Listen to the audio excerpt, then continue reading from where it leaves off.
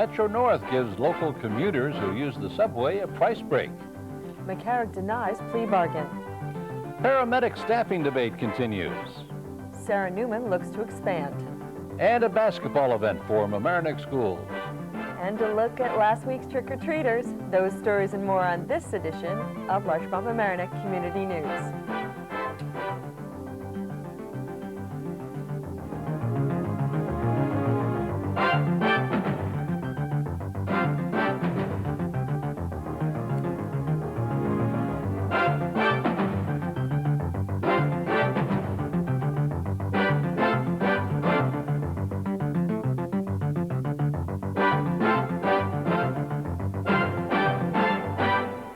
And welcome to Larchmont Mamaroneck Community News. I'm Roger Norham. And I'm Alyssha Miro. Our top story.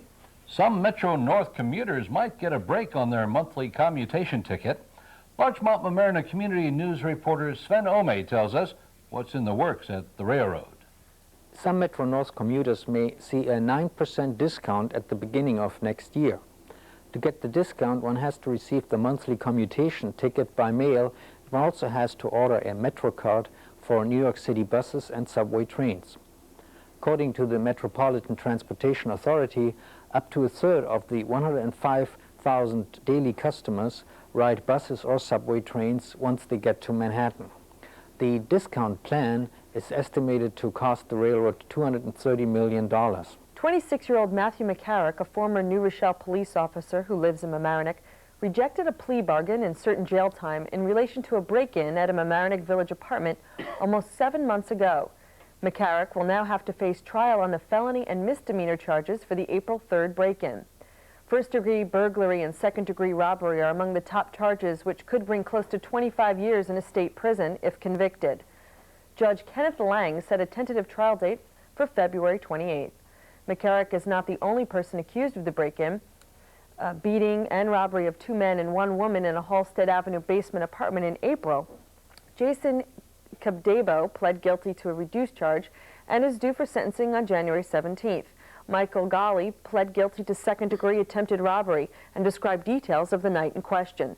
And finally, Dean Golly, 21, pled guilty to third-degree burglary and agreed to testify against the other men. We'll bring you more on this case as the trial date approaches. Taking a look at the police blotter. Here's Larchmont Mamaroneck Community News reporter Jenny Neumeister. In Larchmont, an attempted flim-flam was reported to Larchmont police by the owner of Chucky's Deli on the Boston Post Road. A man tried to say he was short-changed by shifting the change from his hand to his pocket, but the owner caught on. Last Saturday, sometime after 8 p.m., a black 1996 Nissan Maxima with gold detailing was stolen from a driveway on Guyon Lane. The owner reported it on Sunday morning, but we've not received word as to whether or not it's been found. 2 boys, ages 16 and 17, were charged with unlawful possession of fireworks, 34 packs as a matter of fact, and the boys are due in village court at a later date. It has also been reported that a 1985 white O'Day sailboat has been missing from its mooring at Horseshoe Harbor for about 3 weeks. 2 drivers were arrested on DWI charges, Michael Payne, 24, of Woodbine Avenue, Larchmont, and Christina De Silva of Ossining. They're both due in village court soon. The driver of a 1987 Volvo reported to the police that after an accident on Rocking Stone Road, she thought the other driver was going to give her his license information. Instead, he took off. Along the nature trails near Rockland Avenue, 5 trees were found chopped down, police said. Apparently, they had been cut down with a small axe. In Mamaroneck Village, a man was attacked and stabbed several times at an apartment on West Post Road. He is in serious condition, and anyone with information on the incident is asked to call detectives at 777-7740. On Police Watch for Larchmont Mamaroneck Community News, this is Ginny Neumeister. More public hearings are scheduled as the Mamaroneck Town proposed budget for the next fiscal year goes under the microscope. For more details, here's Larchmont Mamaroneck Community News reporter Lisa Catucci-Manning. Lisa? The issue of next year's Town of Mamaroneck proposed $18.1 million budget will be addressed at a series of public meetings. According to the budget plan, Mamaroneck residents who live outside of the town's two villages will experience a 5.2% hike in property taxes, raising the average tax bill by $118. The increase would have been even higher had not many taxpayers successfully challenged their property assessments. There is no plan to increase the tax rate for residents of the villages of Larchmont and Mamaroneck. The first public hearing on the budget plan is December 4th. The town board will adopt the budget on December 18th. Both meetings will be held at 8:15 p.m. at the Mamaroneck Town Center's courtroom at 740 West Boston Post Road. For Larchmont Mamaroneck Community News, this is Lisa Catucci-Manning. The Tri-Municipal Ambulance Corps is currently in the midst of some controversy. Mamaroneck Village is feeling the budget crunch and wants Mamaroneck Town and Larchmont to share in the expense of a second late-night paramedic. There are now 23 paramedics.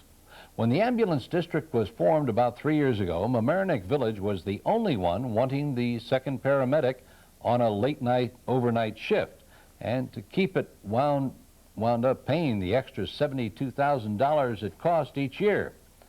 How do the people closest to the situation feel about it? The town wants to go to a fly car because they want to eliminate one of the paramedics at night. And that's a position that we at Mamaroneck EMS as members feel is a wrong decision. A compromise may be in the works in the form of what's called a fly car, which means the second paramedic would be on call and would travel to emergencies and leave the scene if he or she was not needed. The reaction? Well, speaking as a member of Mamaroneck EMS, the village of Mamaroneck has a lot of elderly people. And elderly people tend to be a little sicker than maybe the younger people. So we need it. I'm speaking for the village of Mamaroneck, speaking for us alone. We need it. We have a lot of sick people in the village. We service a lot of sick people in the village. And quite frankly, a lot of bad things happen on the overnight. People get their sickest during the night. You don't see a lot of calls sometimes because they try and wait it out till a reasonable hour. But when they have to go, they have to go. And I think that I personally have been on a number of really important, really difficult jobs during the middle of the night. And it's very important, and I think, going back to what Charlie said about the fly car, response time has a lot to do with it. And if you have someone coming from, let's say the fly car was here, and they have to go to Dillon Road in Larchmont, that's a bit of a hike, and your response time is minimized. I think it's important that we keep the paramedic in each individual area so that we have that kind of response. The village officials seem to, so far it seems that they would like to keep the second paramedic. But unfortunately, because of the tax district now, if the village wanted to keep the paramedic, they would have to pay for it, and it shouldn't be that way. The district should be able to foot the cost. It works out to 17 cents per assessed 1,000 on property taxes. I mean, for my house, it's like $12. I mean, you know, with all the taxes around, $12 for peace of mind, I think it's a pretty good deal. Still, budget pressures are what they are, and come June, when a final decision is likely, and unless there's more public and official support for it, the second paramedic for late nights may wind up being on call and in the so-called fly car. Recycled newspapers, junk mail, and magazines is on the rise in Mamaroneck. With more on this, here's Larchmont Mamaroneck Community News reporter Catherine Kaywood. I remember back when LMC first told our viewers that Mamaroneck would begin recycling not just newspapers, but also things like junk mail and magazines. Evidently, residents are taking advantage of this because the village has collected a lot more paper-type items this year as compared to last year. The village promotes recycling through its monthly newsletter and also through door-to-door house calls. To make sure that residents are complying with the recycling rules, the village is planning some spot checks. If something is put out on the wrong day or is packaged incorrectly, the sanitation crew will put an orange sticker on it so the resident will have more information about the problem. I know that recycling is good for the planet, but being able to recycle junk mail and magazines has some extra dividends. I don't know about you, but my house stays a bit tidier, and I love having my regular garbage bags be so much lighter. For Larchmont Mamaroneck Community News, this is Catherine Kaywood. The Metro-North winter schedule offers some improvements for customers. Larchmont Mamaroneck Community News reporter Sven Ome has the details. Metro-North Railroad's winter timetable is now in effect, and it will remain in effect until April 5th. There is one significant change compared to last winter's schedule. The so-called Shoppers Special trains on Saturdays are now extended until April 5th. Previously, they did not operate after the beginning of the new year. The Shoppers Special Express trains leave Mamaroneck at 10:12, 11:12 in the morning, and also at 12 minutes after 12 noon. Trains stop in Larchmont at 15 minutes after the hour. Express return trains out of Grand Central operate at 3:10 and 4:10 in the afternoon. The current timetables are available at Metro-North stations and on the internet at www.mta.nyc.ny.us. Oil prices are burning up the charts. Larchmont Mamaroneck Community News reporter Kathleen Hurley has the details. A couple of weeks ago, we mentioned that the price of oil heat was very high this season. The prices have jumped 42% higher than last year. So why the hike? The main reason is the oil companies were expecting to pay lower prices to Iraqi traders. But the UN plan to trade oil for food with Iraq was not implemented. Therefore, the oil companies delayed building up inventory and now are short on supplies. Consumer activists are requesting that oil be made available from the government's National Petroleum Reserve for areas like New England, which depend more on the fuel. On a more positive note, many analysts say prices are now at their peak and should soon stabilize. With the cold weather heading our way, the Oil Heat Institute of Long Island and the New York Public Interest Research Group have made some suggestions to homeowners on how to use less. First, you can get your furnace cleaned and tuned if it hasn't been in the past year. Second, invest in a programmable clock thermostat to lower heat when no one is home or in unoccupied areas. Third, keep your fireplace damper closed when not being used. And fourth, weather strip around your windows and doors and where pipes and wires enter the house. And consider adding more insulation to your attic. For Larchmont Mamaroneck Community News, I'm Kathleen Hurley. Taking a look at the community calendar, here's Larchmont Mamaroneck Community News reporter Glenna Gray. Congratulations to Rhinebeck High School alumna Jennifer Sarasoli. She is serving as a Peace Corps volunteer in the Gambia, West Africa. Ms. Sarasoli will establish a teacher resource center. Jennifer graduated this year from a SUNY school. Best of luck, Jennifer. November 6th, 4 p.m. will be the next meeting of the Business Group for Widows. The topic will be the changing face of banking at the community level. Please use the Went Avenue entrance of the Presbyterian Church on Forest Park Avenue. It's fundraising time at Murray Avenue School. Orders for Indian River navel oranges and ruby red grapefruits may be sent to Murray Avenue School Fund Citrus Sale. Include your name, address, and telephone number. The prices range from $10.50 to $20. For more information, call 833-3153. For Larchmont Mamaroneck Community News, this is Glenna Gray. Sarah R. Newman Nursing Home was granted a zoning change from Mamaroneck Village's Board of Trustees, which allows it to operate in a residential district. The zone change also applies to land directly behind the nursing home. Sarah Newman, which owns the property, will be looking for a special use permit from the Planning Board to begin construction of a 40,000 square foot addition. Planners are careful to consider neighbor concerns such as drainage and design. The new 3-story wing would include 30 additional beds, a coffee shop, garden courtyard, multi-purpose room, and updated rehabilitation area. The new wing would connect the two current buildings and cost an estimated $5 to $6 million. If Sarah Newman can collect funds for its expansion plans and gain Planning Board approval, we may see more of the nursing home in the future. Jerry Goldman, president of the Mamaroneck Schools Foundation, spoke with Larchmont Mamaroneck Community News reporter Sven Ome about an upcoming basketball game to promote the foundation. Sven? Actually, we're pretty excited about the fact that the WFAN celebrity basketball team is going to be playing against a group of our teachers and administrators here in the Mamaroneck school system on Wednesday, November 13th at 8 o'clock at the Hommick School. The purpose for the event is actually to have a great time and celebrate the launching of the Mamaroneck Schools Foundation. Now, what is that all about? Well, Foundation.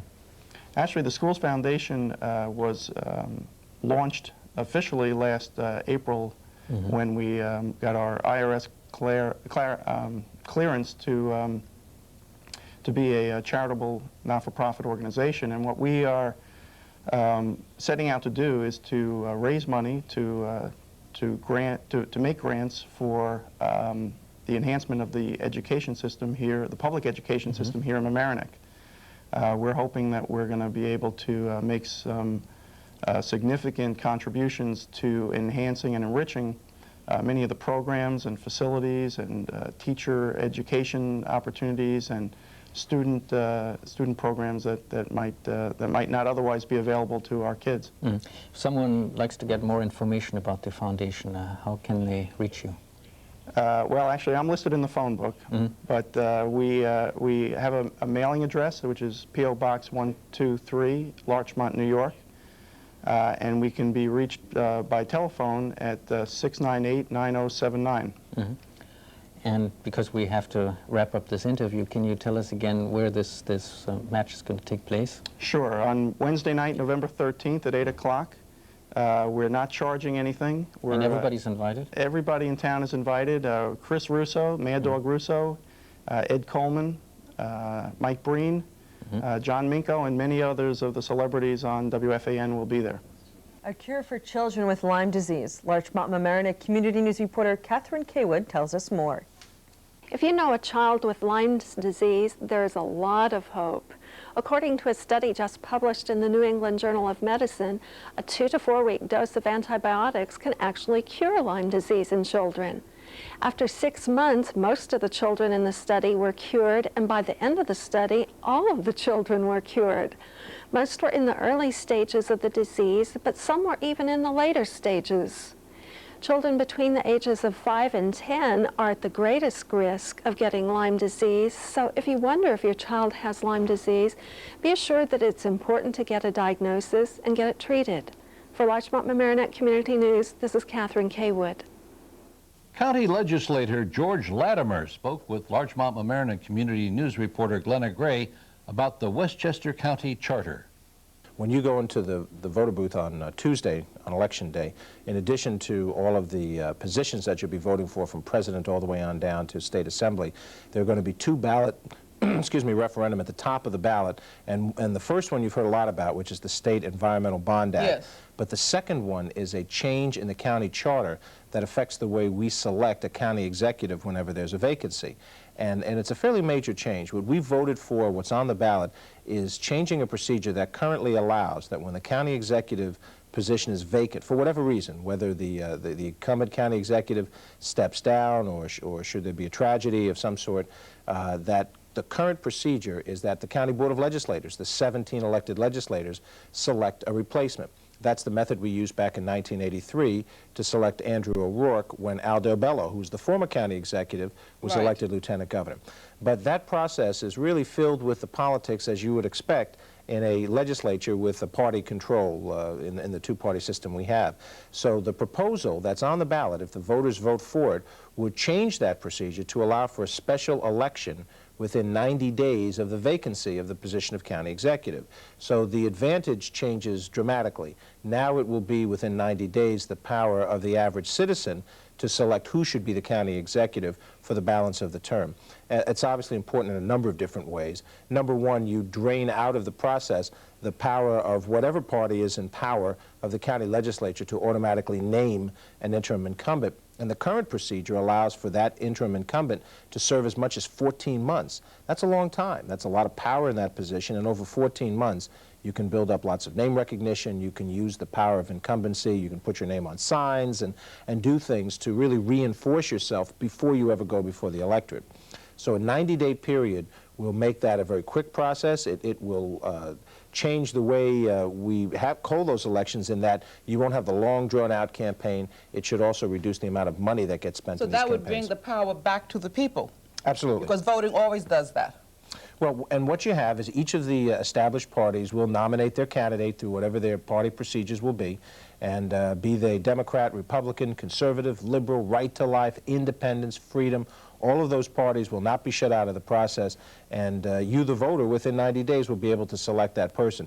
But, you know, in fairness, it hasn't gotten much play. You haven't heard about it much in the various medium in Westchester County. There's no TV ads about this as part of the campaign process. So on Election Day, we must keep our eyes open and vote the way we feel that we would like it to be. Thank you for coming in. I will see you again. And we'll see you on Election Day. You've probably heard about everyone and their uncle wanting to get into the local telephone business with the new federal deregulations of communications.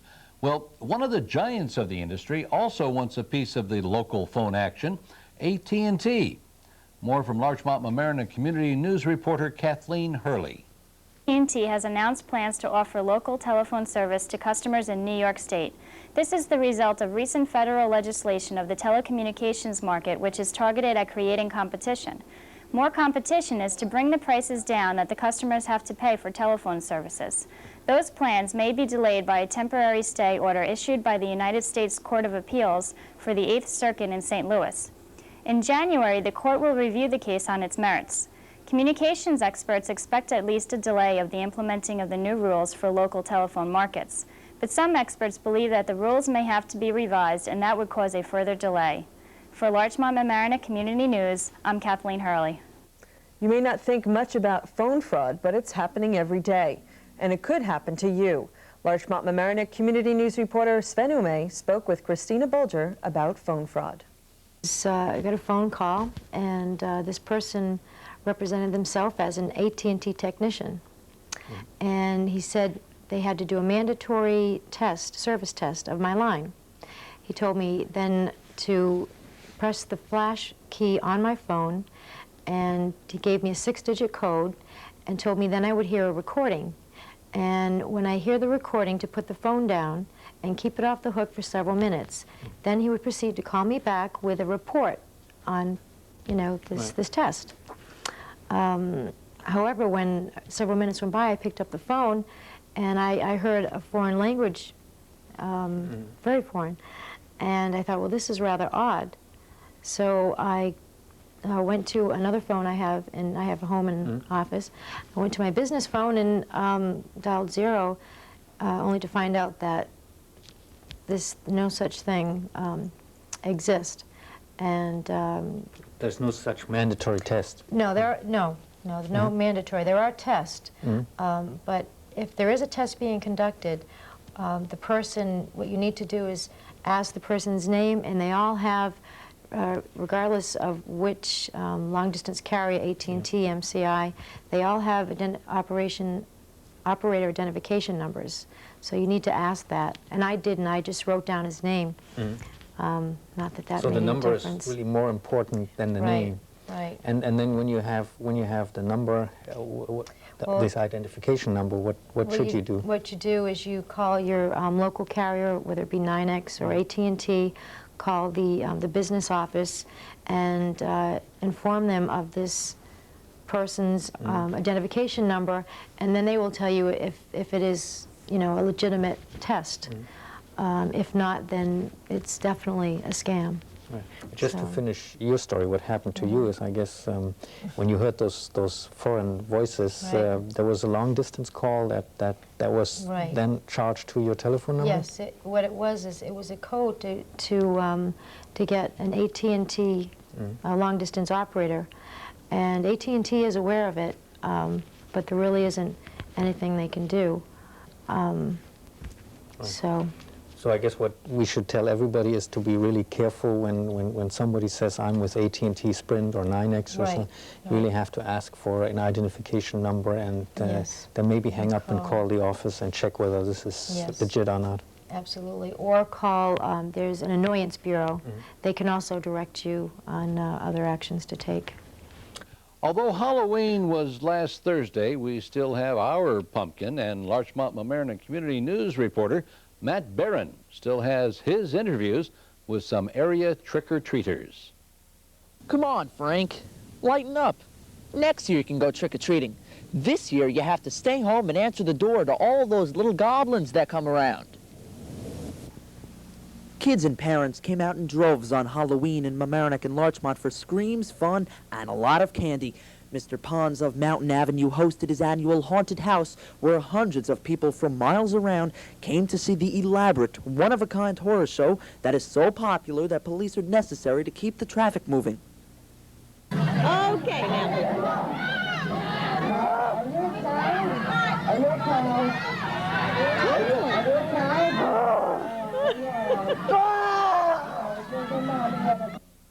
Blood and guts spilling everywhere, gorillas trapped in cages, and monsters and skeletons lurking behind every tree woed the excited crowd. What's his name? Steven. It's his first Halloween. So. First Halloween? Has he gotten any? How much candy has he gotten? None so far. None so far? Only this cookie? That's it. And he doesn't seem to like it? No. This is the time of year when parents can act as silly as their kids and get away with it. Houses are covered with Halloween decorations from the whimsical to the most frightening. We have a new member of our volunteer Larchmont Mamaroneck Community News team. Behind the scenes, we would like to welcome John Lynch, who's also a student at Mamaroneck High School. Welcome aboard. And we would like to extend our condolences here at Larchmont Mamaroneck Community News to John Quadrini, Jr. He's one of the most active and respected volunteers in Mamaroneck Village. John Quadrini's wife, Lucille, passed away last week after a long illness.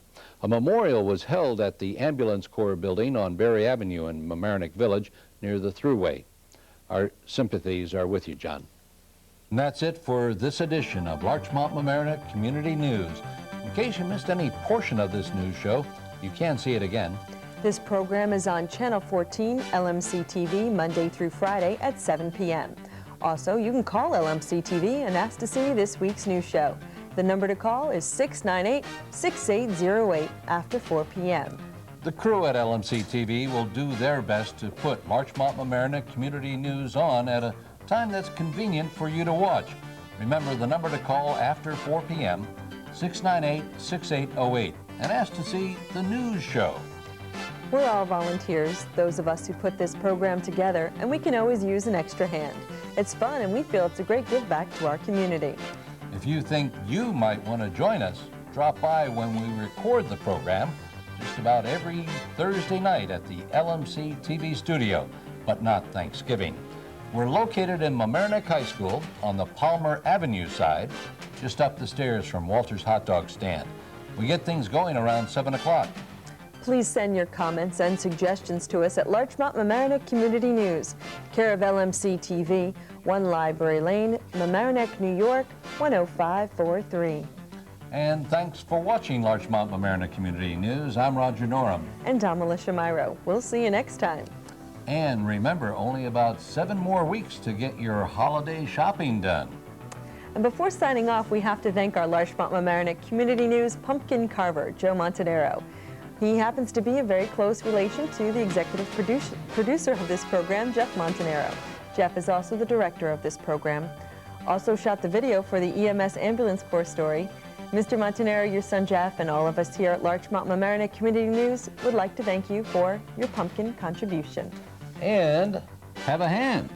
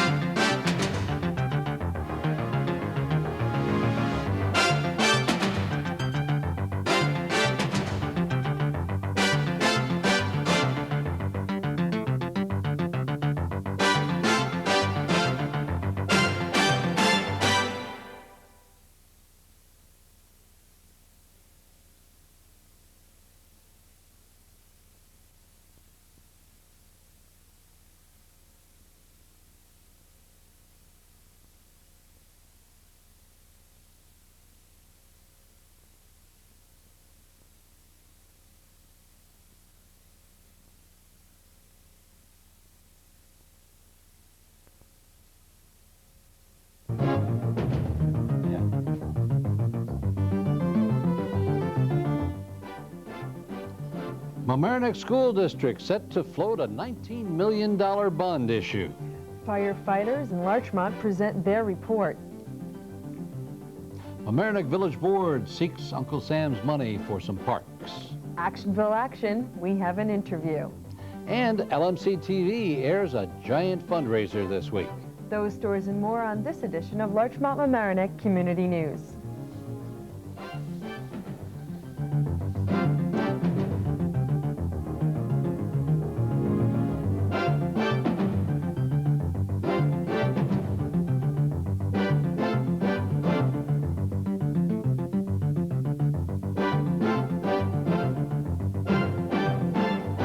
Hello and welcome to another edition of Larchmont Mamaroneck Community News. I'm Roger Norham. And I'm Alyssha Miro. Our top story, the Mamaroneck Board of Education is putting a $19 million bond issue up for vote on Wednesday, November 20th. Larchmont Mamaroneck Community News spoke with Benson Bealey about this bond issue and the vote. Bealey is a member of the school board.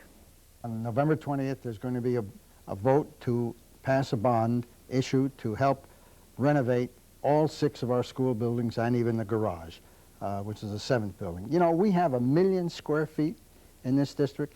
That's the same thing as having 400 2,500 square foot homes.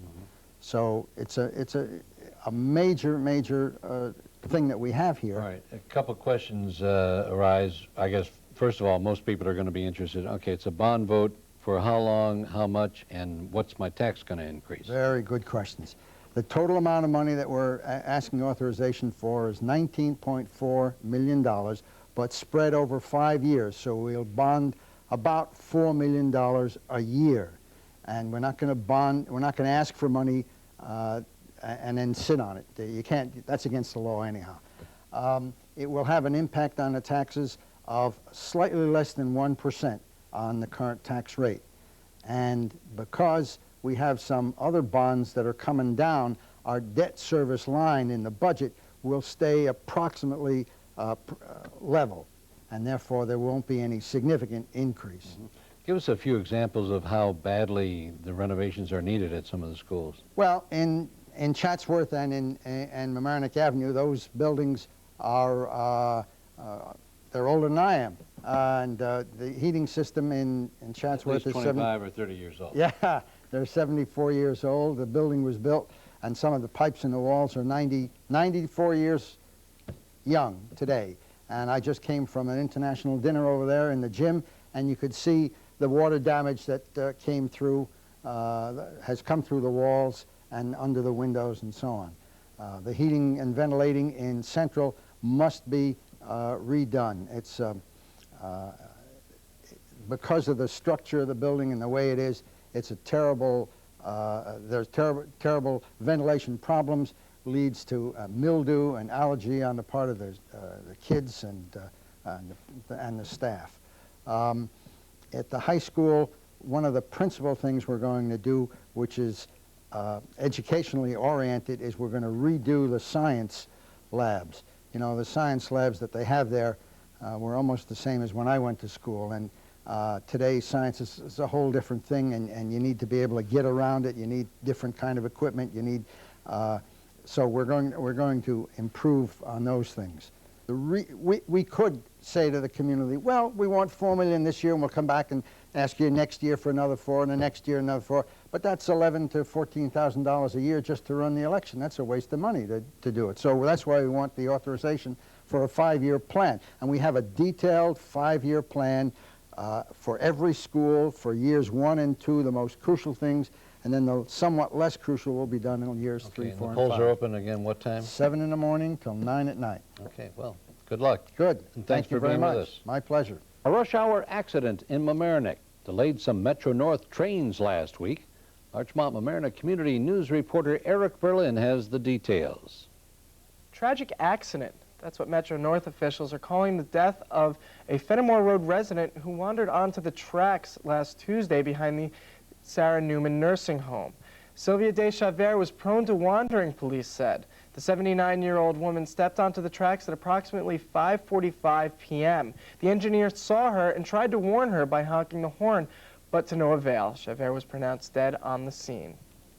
After almost 2 years past a deadline imposed by the Federal Americans with Disabilities Act, Larchmont Village has applied for funding for improvements to its village hall. The changes being proposed include first and foremost an elevator. With the court, meeting rooms, and offices all on the second floor, and a winding staircase as the only means to get there, it's obvious to anyone that an elevator is needed.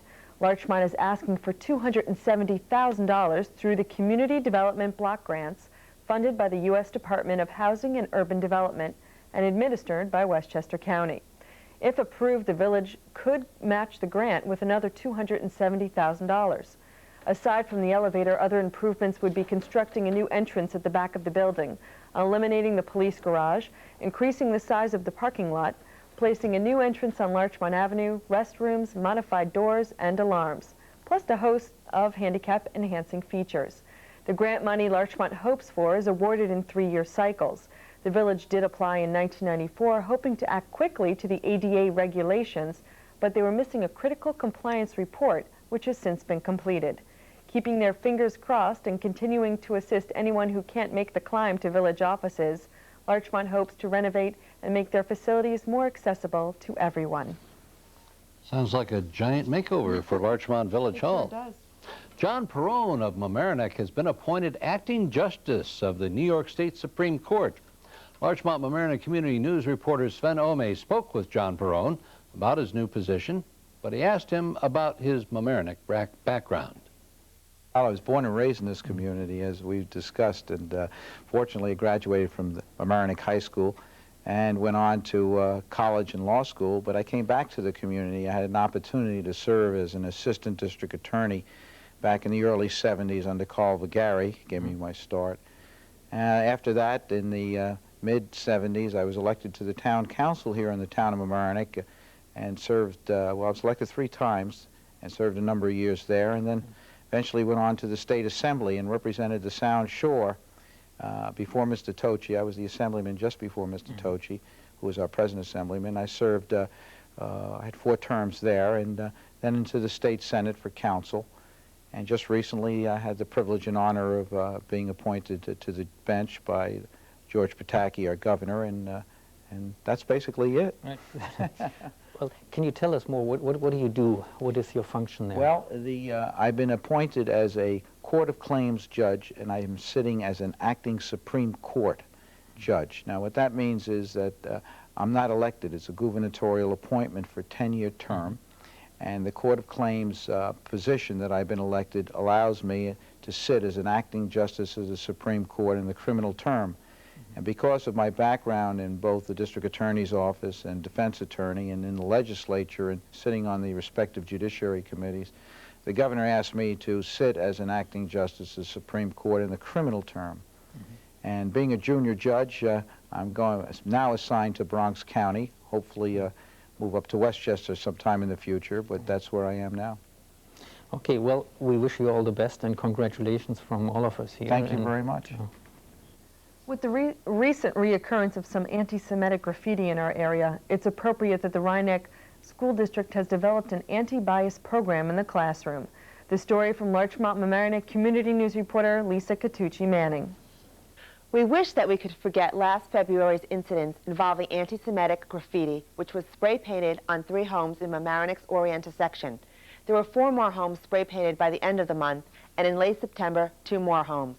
With such events in mind, a conference was held at which teachers and administrators of the Rhinebeck schools were trained to promote sensitivity and tolerance in and outside of the classroom. The conference kicked off the Anti-Bias Crime Education Program funded by a $10,000 grant from the Westchester County Urban Youth Initiative Invest in Kids program. Speakers included Westchester County legislator Paul Noto, Mamaroneck Mayor Joseph Lanza, Assistant First Deputy Attorney General Stephen Hicks, and Morton Damask, Education Director at the National Conference, a nonprofit group dedicated to fighting bias and bigotry. According to Ellen Bergman, Rhinebeck's Administrator for Special Services, and as reported in the Daily Times, the ultimate goal of the district is to prepare students for the 21st century, to teach them not only the skills needed to collaborate, but to respect and appreciate the strengths and weaknesses everybody brings to the community. For Larchmont Mamaroneck Community News, this is Lisa Catucci Manning. A second opinion on Larchmont's fire department came in last week, an evaluation that was initiated by Larchmont's 13 paid firefighters and a host of volunteers after the Village Board of Trustees presented a report done by Les Adams of Carroll Buracher and Associates in Virginia. The board's consultants, which cost $45,000, suggested ways to make the fire department more cost-efficient. In rebuttal, the firefighters asked Vincent Dunn, a deputy chief in New York City Fire Department, author of 2 books and numerous safety videos, to perform a review on their behalf. Mr. Dunn took several steps to measure the department. He interviewed paid and volunteer firefighters, inspected equipment, observed the department's readiness to fight fires, and respond to calls. The reason for the evaluations in the first place seems to stem from the board's concern over overtime costs for keeping 3 firefighters on duty at all times. Dunn, the firefighters evaluator, presented his safety and survival study to the board, which includes a recommendation to increase staffing to meet state safety standards. Both groups will continue to look at each review to try to determine the proper cost-saving measures to apply. We'll keep you updated. Westchester County has almost $7 million of federal money to parcel out under the Community Development Block Program.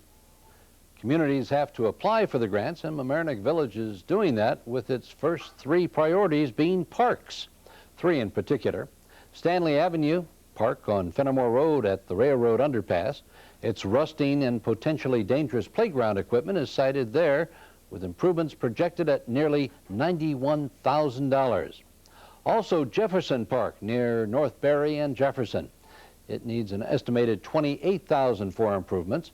And Pape Park in Washingtonville, Mayor Joe Lanza is quoted in the Daily Times saying it needs something. There's nothing there, and it should be reclaimed and given back to the residents. More than $44,000 is being earmarked for Pape Park. The block grant from Uncle Sam pays half the cost, and the village pays the rest for the projects. 2 trustees argued for improvements on Mamaroneck Avenue instead of the park projects. Martha Sokol-McCarty and Archie Giannunzio. Archie Giannunzio is quoted in the Daily Times asking the question, would the village be better off getting half the cost of park improvements, at about $183,000, or half of $820,000? The streetscape project for the village was the 4th priority of the majority of trustees. The industrial district and code enforcement improvements were further down the wish list, seeking federal monetary help. Alyssha? Several weeks ago, Larchmont Mamaroneck Community News reporter Ginny Newmeister told you about some grants that have been applied for in Mamaroneck for improvements at Harbor Island. And indeed, the grants have been awarded.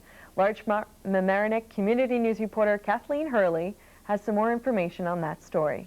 The New York State Department granted $100,000 to improve Mamaroneck's waterfront.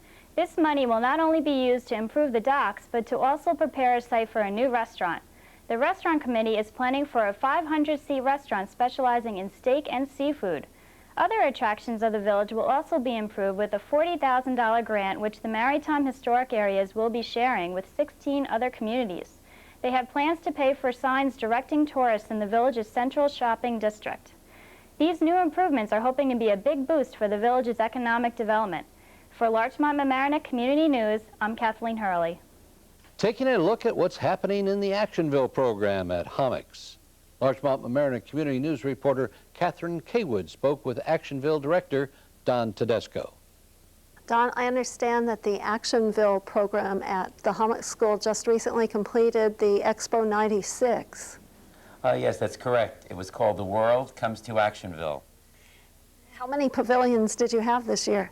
We had 45 pavilions representing countries from all around the world. Now, I see you have represented 3 countries tonight. Yes, at each pavilion, the children had to do something interactive. And I was very fortunate to participate in 3 of the country's interactive activities. The first one here was I learned how to write my name in Hebrew. The second one, I was able to make these beads in the Nigerian pavilion. And the third, I was able to translate my name in hieroglyphics at the Egyptian pavilion. And the kids taught you how to do this? They were wonderful teachers. The expo ran 2.5 days. It ran on Tuesday for the children to visit each other's pavilion. So the children became teachers, and they taught their peers. On Wednesday, during the day, The children were able to teach the teachers what they had learned, as well as the visitors from the Hammock, 7th and 8th graders. And then on Wednesday evening, the children taught the Actionville parents what they had learned. So they had a 3-part educational experience. Could you give us an example of what one pavilion might contain? Well, we had so many great ones. It's hard to pick one. However, I might think of the Australian Pavilion, which had a great amount of information.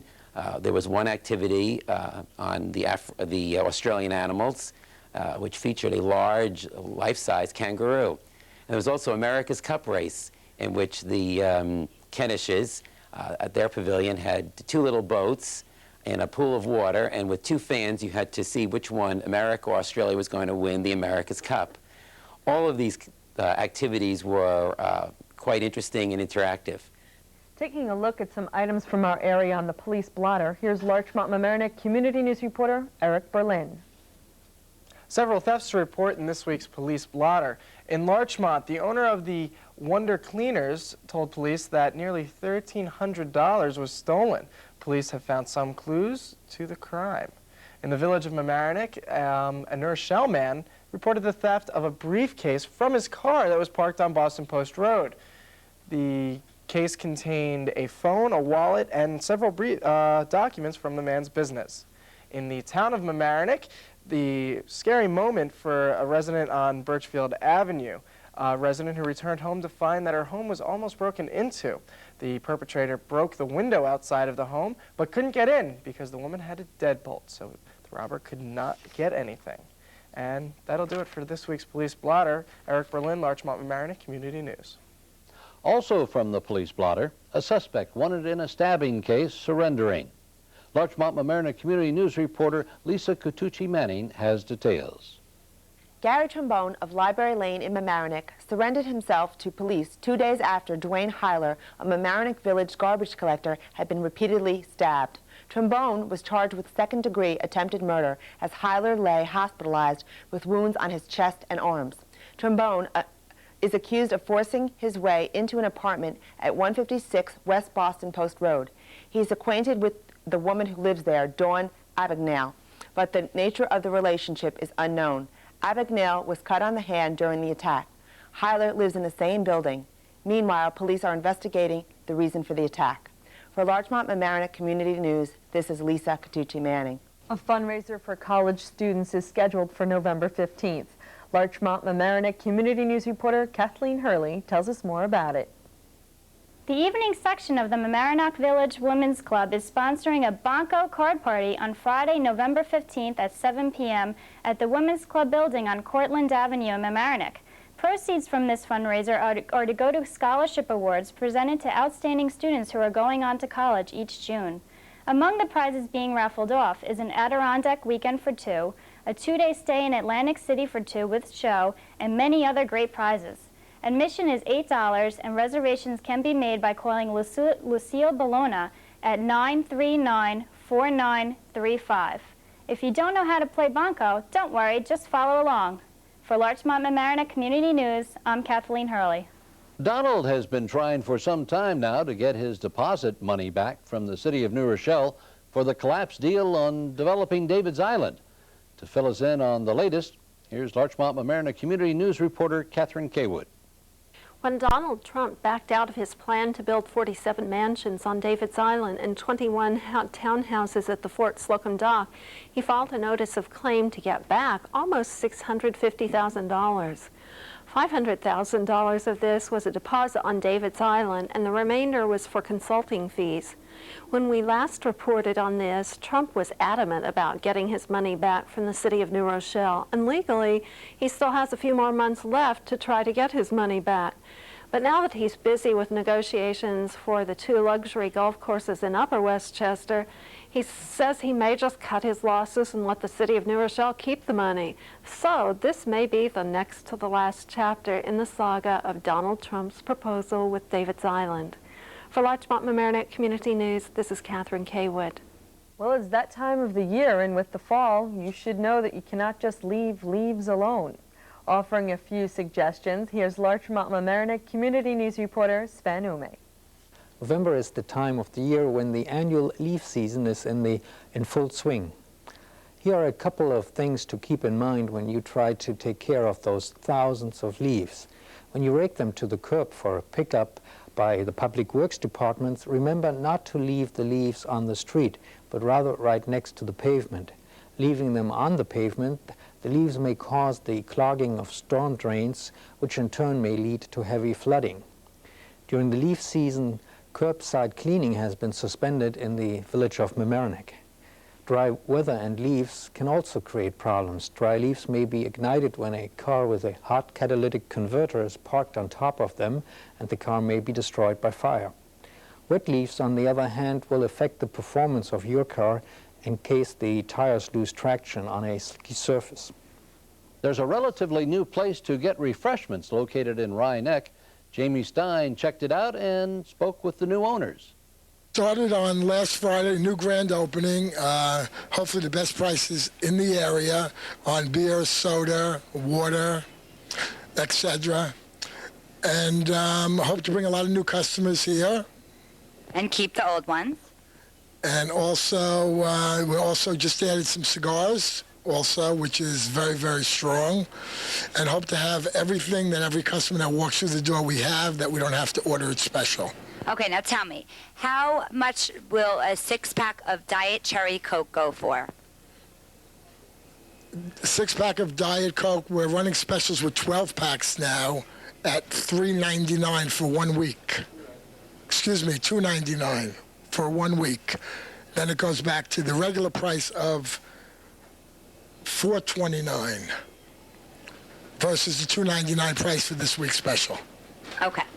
So 12 packs is your big thing here. Right. 12 packs for $2.99 versus $4.29 after the week's special. Now, with Super Bowl right around the corner, you should be doing quite well here. Yes, and also we're going to be running many, many promotions and lots of advertising. Every week something new and something special. And lots of coupons that will be going out in Valpak and also Penny Saver and some other magazines and newspapers that we are doing. Now, let's see. We also, I noticed, have a lot of imported beers here. Tell me about those. We have about 40, 50 microbrews, and every time something new comes in... He's got it. And we do everything for all our customers, and also we will be doing home delivery also, which I don't think a lot of beverage stores do, but I am going to be doing that. Now, how would I, say I wanted, like, 3 cases of Coors Lights delivered to my home, what would I do? Would I call up your store? Yes, call up the store, and we will be able to deliver it to you. And what's your radius? Radius is in Mamaroneck, Larchmont, and Harrison. In the 3 towns near us, possibly even Rye also. I would like to add that there is ample parking for the post-discount beverage. And why not come by and say hi to Rick?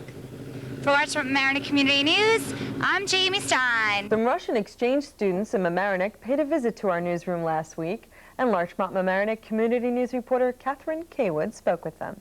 We're here tonight with members of the EcoBridge program, which is an exchange program between Russian and American high school students. Marianne, can you tell us more about the program? Sure. The purpose of the program is to encourage better relations between Russia and the United States. And what's so special about this program, actually, is because it involves not only language, but also science and the ecological aspect. So what types of ecological things are you doing now? We've basically been doing water testing. We've been doing water testing here in the Larchmont Mamaroneck area. And then the Russian students have also been doing water testing back in Saratov on the Volga River and its tributaries. So how long are the Russian students here in Mamaroneck? The Russian students got here last Friday, and they're here for 3 weeks. And then we're going to go visit them for 3 weeks in April. Great. And I think some of the Russian students are going to tell us a bit about themselves in the program? Yep, I think so. Hello, my name is Bogdan. I'm from Russia. I'm going to speak about my city, Saratov. Saratov is a big and old city. It is 400 years old. Saratov has 1 million population.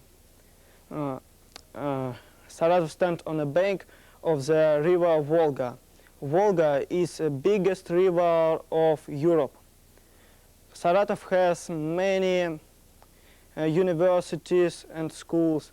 In universities, we can see many students from different countries and nationalities. Saratov famous for museums, universities, beautiful cathedrals, art galleries, and bridge of the river Volga. Saratov is beautiful town. Welcome to Saratov. Hello, my name is Andrei. I am going to speak about my school. All the members of our group are from Saratov School number 7. Our school consists of 2 buildings, one new and one old.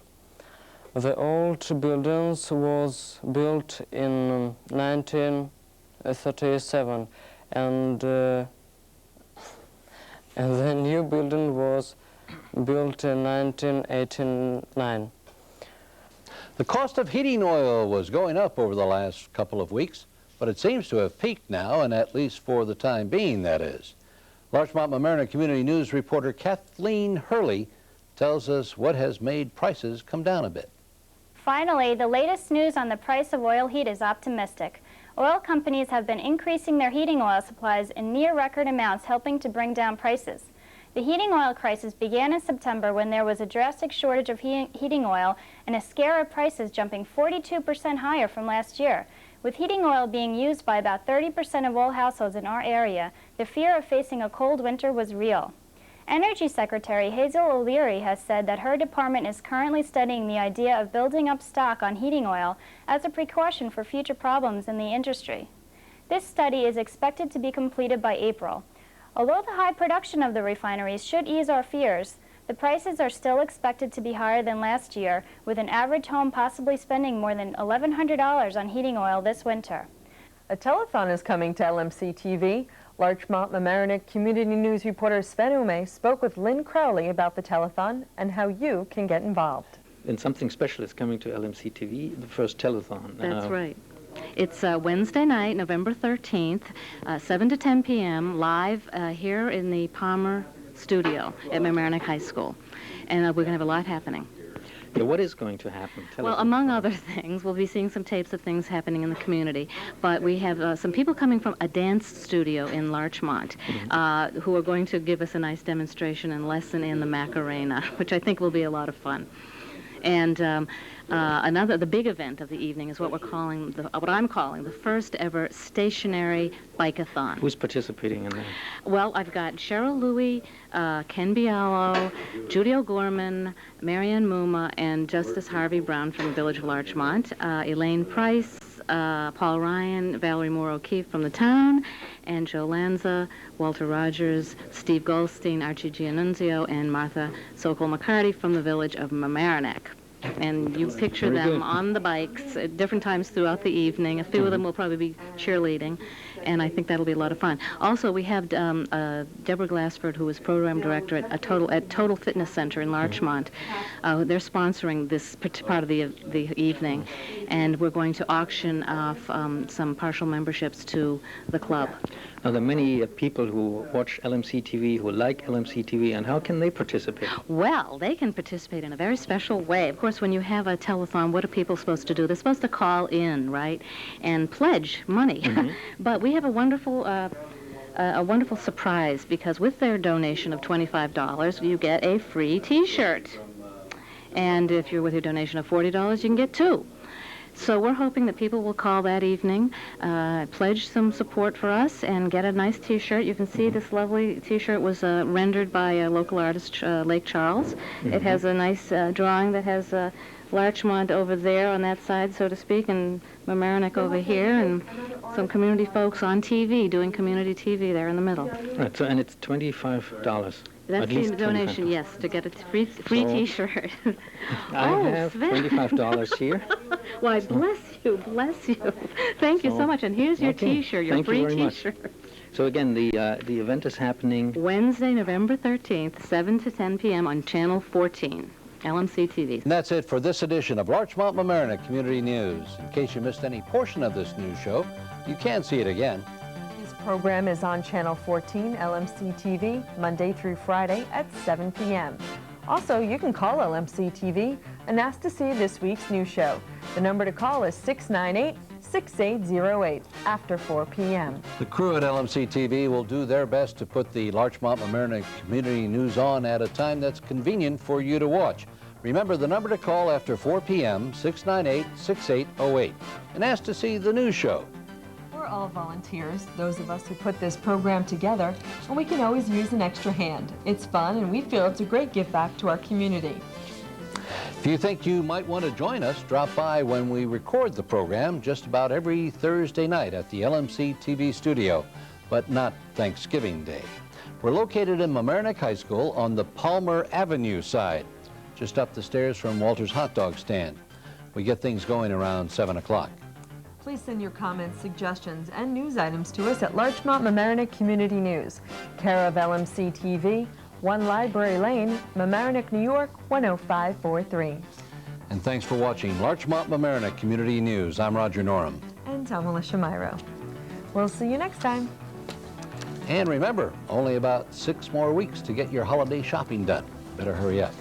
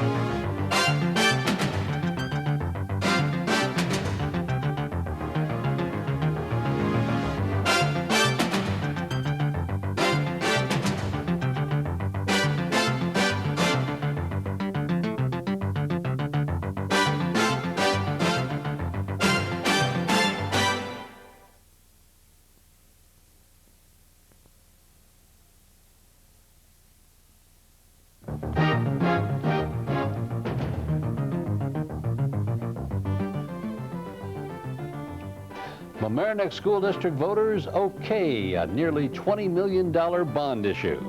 Ex-Larchmont janitor sentenced for hate graffiti vandalism. JDL shows up to patrol for hate crimes. Communities say stay out. Starbucks coffee grinding out more paper, a decision in about 3 weeks. Town may want to slow down fast food. It's taking a closer look. Disabled advocacy group taking Larchmont to court. And another vote soon, this one for the Mamaroneck Library budget. Those stories and more on this edition of Larchmont Mamaroneck Community News.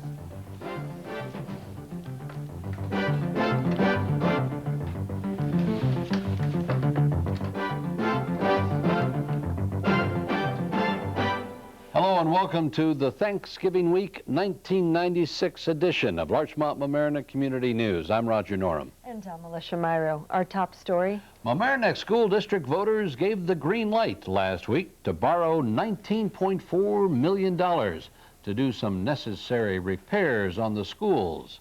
The vote was 1,820 in favor, 1,010 against the bond issue. Percentage-wise, 64% voting yes, and 36% pulling down the no lever. Bradford Stein, the Mamaroneck School Board president, called the result spectacular, saying it'll be done again in May for the annual school budget vote. Stein was interviewed on Larchmont Mamaroneck Community News shortly before the actual voting. The bond vote, How does the taxpayer feel it? What is it as a percentage? Or? What's happening is we have bonds that have been passed in the past that are coming to the end of their life. Bonds for the construction of Central School, for example. Bonds for the reconstruction of parts of the high school and parts of other buildings, bathroom replacements and other things that were passed 10 or 15 years ago. Those are coming to the end. As those payments go down, they're being replaced so that our debt service remains more or less level. So the taxpayer, even though this bond costs X number of dollars, doesn't feel it because these other expenses are disappearing at the same time. So for example, in the first year of this bond, it'll cost the average homeowner with a house assessed at $20,000, which is about the average for the district, about $45 in addition on the taxes. The second year about $85, and then around between $90 and $100 for the rest of the life of the bond. The 5-year maintenance plan will upgrade and repair facilities at all 6 school buildings as well as the school bus shed. Alyssha? George Fowler, a former janitor for Larchmont Village, was sentenced to 60 days in jail after pleading guilty to charges of second-degree mischief. Fowler admitted to drawing swastikas and anti-Semitic messages in Larchmont Village Hall. Aside from jail time, the sentencing included 250 hours of community service at the Holocaust Museum in Rockland County, writing a report on the contributions of Jewish people, or a report on a visit to the National Holocaust Museum. Fowler must visit the museum located in Washington, D.C. during his 5-year probation. The 40-year-old Fowler lives in an apartment at 1825 Palmer Avenue and entered a drug rehabilitation program immediately after his arrest in April. He is required to complete a 12-month program as part of his probation. Law enforcement officials continue to seek out the perpetrators of additional graffiti in our area. The Jewish Defense League is making its presence felt in our area in the wake of the hate crimes of anti-Semitic graffiti that's plagued us recently. Larchmont Mamaroneck Community News reporter Eric Berlin spoke with some of the Jewish Defense League members about what they're doing. We're here because this is the 3rd time since this past winter that swastikas and slogans, as the media wants to say, childish slogans such as burn the Jews and kill Jewish pigs have been spray painted and painted over Jewish institutions, Jewish homes, and the like. What are you and your group going to be doing? What we're going to be doing is we're going to be patrolling the area and with police escort, unfortunately, and we're really out here to act as a specific deterrent against those, quote, children and pranks that are being pulled in the Mamaroneck and now Rye-Town area. Now, some officials may say that these acts are random, you know, but do you see it that way? Well, I don't care what anybody says about these acts so-called being random. Anybody who puts a swastika on a Jewish door, the message is we want to kill you and we want to burn you, and if we were living in 1940 in Nazi Germany, then the person who put the swastika on the door would have also burnt you in a crematorium, and that's the message that comes across, and that's what the message is. Now, you say it's unfortunate that the police will be joining you. Why is that? We rather the police not join us because actually it's a waste of taxpayers' time. We're not here to present a violent aspect of the Jewish Defense League. We're not here to present any kind of problems. We're here to act as a deterrent for it further happening, and I think it's just a waste of a lot of money. Hate crimes in the town of Mamaroneck earlier this month still has this area reeling over how to combat such biased crimes. One thing is certain, the Jewish Defense League action you just heard about is not welcomed by the community's leadership. Larchmont Mamaroneck Community News spoke with Mamaroneck Town Supervisor Elaine Price. The investigation is continuing. We have leads, some good, some not so good, and we're exploring every lead, and we have several suspects, and we're watching that as well. So there's a lot of intense activity going on. You can't really say, though, that an arrest is imminent. Absolutely not. Channel 4 jumped the gun on that, and that was not said. And you know, sometimes during the hype, things are said, but no, not at all. And we don't even talk about arrests right now. We're working on the focus is on identifying suspects, identifying a competent investigation, and evidence that would stand up in court. And that's the only focus that the police have right now.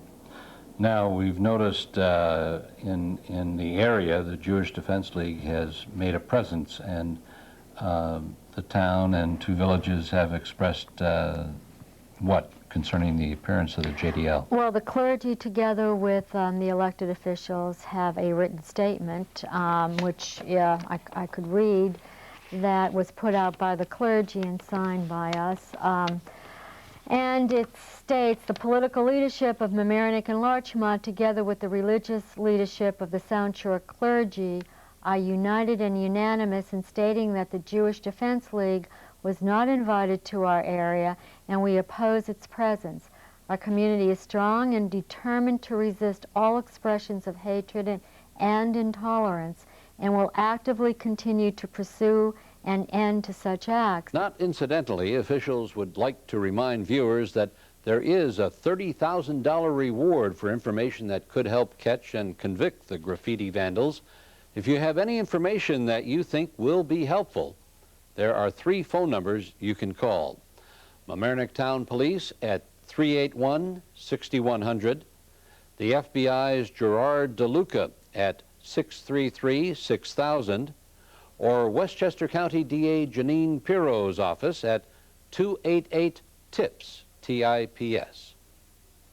We reported on Larchmont Village's application for $270,000 of federal funds to help cover Village Hall renovation costs. Many of the renovations will be done to get the building into ADA, or Americans with Disabilities Act, specifications. In the eyes of Westchester Disabled on the Move, a Yonkers-based advocacy group, Larchmont is acting too late. The group filed the civil complaint on November 1st, charging that many of Larchmont Village's facilities are inaccessible to the disabled. The group seeks an injunction ordering the village to make modifications to avoid discrimination on the basis of disability. The complaint says barriers such as the staircase to village court prevents the disabled from attending village meetings, using the library, or appearing in village court as a witness or spectator. The group claims to have informed Larchmont of these deficiencies last May, but never received a response. Larchmont did just complete a $2.1 million project at Larchmont Library, which included a ramp, an elevator, and a chairlift.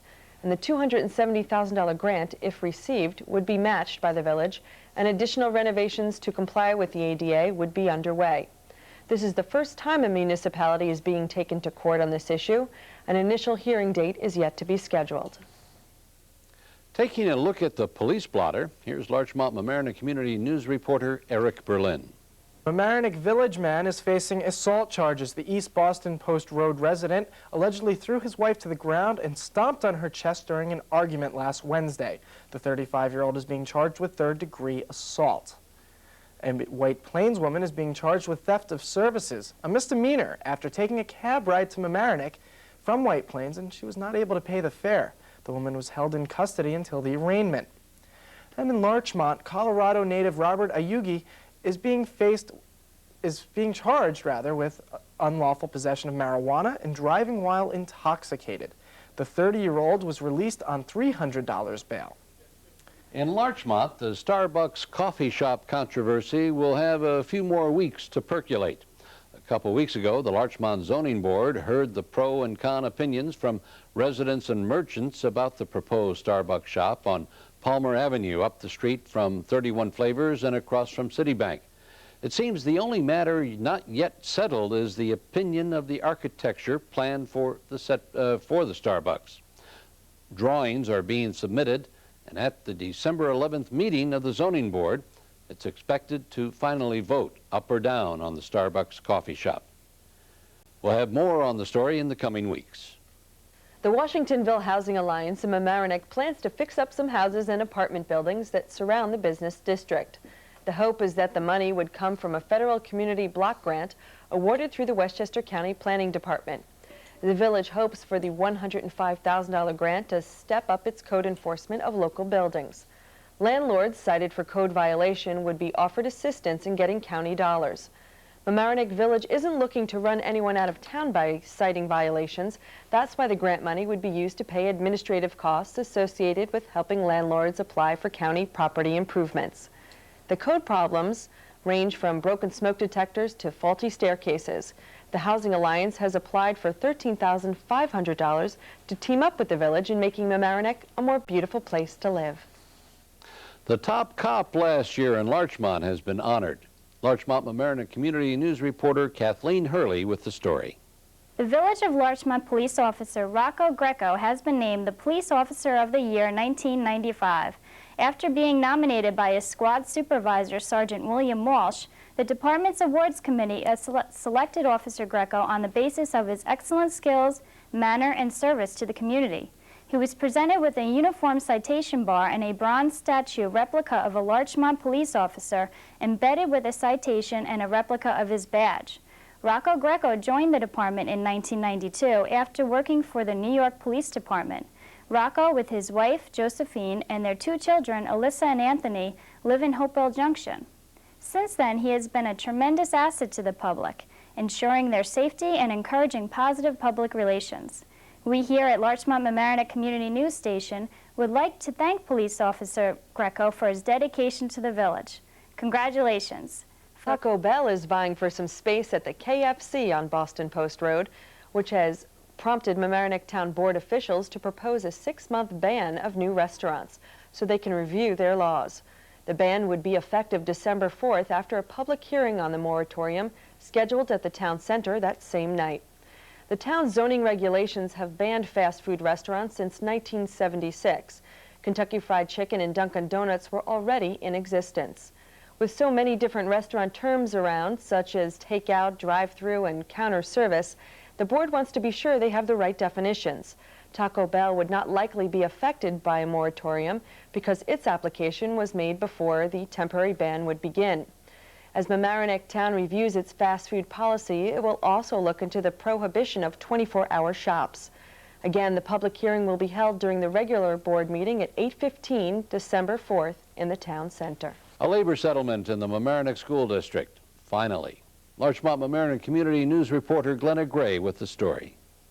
The Civil Service Employees Association, otherwise known as CSEA, and the Mamaroneck school system have, after 1.5 years, settled on a contract for the bus drivers, custodial, and maintenance staff. This new 3-year contract includes pay raises and greater optical and dental benefits, and also a rotating schedule for full and part-time drivers on district bus routes.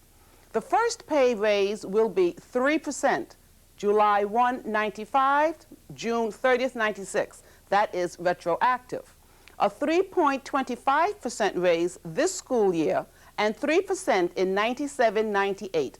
The two sides worked very hard to arrive at this contract. Here's another headline you thought you wouldn't hear for quite some time. The work on I-95 in our area will be completed pretty soon. The story from Larchmont Mamaroneck Community News reporter Lisa Catucci-Manning. It's probably not news to you that the New England Thruway has been undergoing some heavy-duty construction. Well, motorists can look forward to completion of the project by mid-December of this year. Being rebuilt are two 2-mile stretches of I-95, Ride to Mamaroneck and Mamaroneck to New Rochelle. All other parts of the Thruway, stretching from the Bronx line to the Connecticut border, have been rebuilt over the past 8 years. Meanwhile, more than 90,000 vehicles squeezed into 2 narrow lanes in either direction each day. Work on the Ride to Mamaroneck stretch will be completed next month. The Mamaroneck to New Rochelle portion will reopen in January, although some work will resume in the spring. An environmental exchange program has a contingent of Russian students visiting Mamaroneck High School the past several weeks.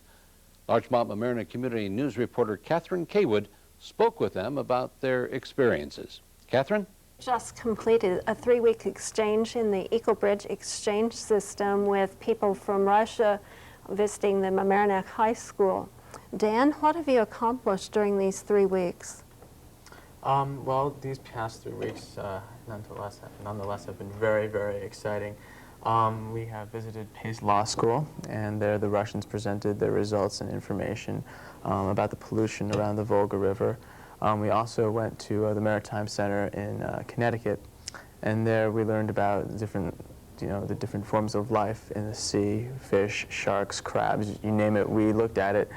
Marion, what else? Dug Beach. we took them to visit down Little Larchmont, Seacoast, and just trips around here. They've also been down to the city a lot to visit, and they've been to the marshlands and to other ecological areas of interest. So next spring you will go to Russia to do similar research? Yeah. Yes. In May, we're going to Russia, and there we'll be presenting data that we collect here from the Mamaroneck and ecological data? Yeah, ecological data around the Mamaroneck River, and we're going to present that information in Russia. And while we're in Russia, we will also be studying, I believe, the Volga River. I think your teacher has something she wants to add. This is Olga Alexeyevna, the teacher of the Russian group, and she's going to tell us about some results that they have collected from around the Volga River. Okay. We called our project of complex ecological research of small rivers of Saratov region Cleanest Rivers, Cleanest Souls. We think that every river is not only a watershed, but the indication of life of people. The rivers can take from us the best and the worst. The waste dumping into the rivers is the result of human solutions.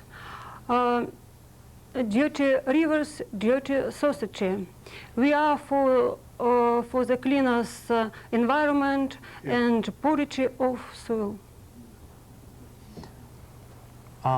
As you just heard, the pollution around the Volga River is of extreme concern. We actually just learned the other day that 80% of the illnesses around the Saratov region are due to the pollution in the drinking water.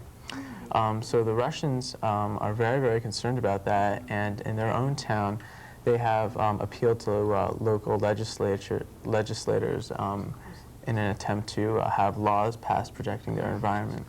Marianne, I think you wanted to thank some people. Yeah, there are a lot of people that this program really wouldn't have worked without, and we'd just like to take a moment to mention them.